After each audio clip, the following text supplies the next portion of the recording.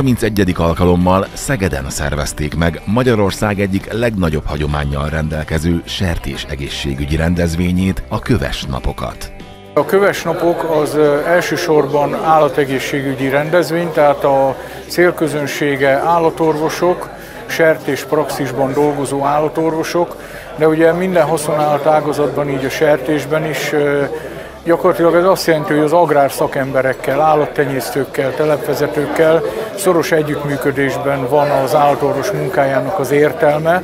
Az idei Köves napokra 168-an regisztráltak, ők a sertéságazat aktualitásairól hallhattak előadásokat a konferencián.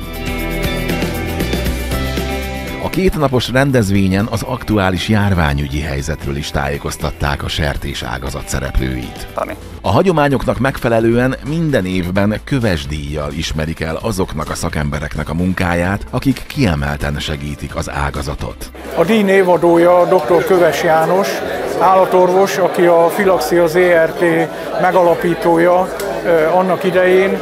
Ő részint kutatóként is elég ismert volt a két háború között, de ami igazából neki a nagy érdeme az, hogy egy csomó vakcina, többek között sertés vakcinák, az akkori kor kívánalmainak megfelelő klasszikus sertéspestis elleni vakcina és szérumkezelés ipari méretekben történő előállításának a megalkotója. Idén Kis Krisztián, a Magyar Sertésegészségügyi Társaság elnökségi tagja vehette át az elismerést. A szakállatorvos a légzőszervi betegségeket okozó fertőző kórokozókra hívta fel a figyelmet. A kormány 2025-ben is állatjóléti támogatással segíti a sertés ágazatot. A kifizetési kérelmeket elektronikusan az államkincstár honlapján lehet benyújtani.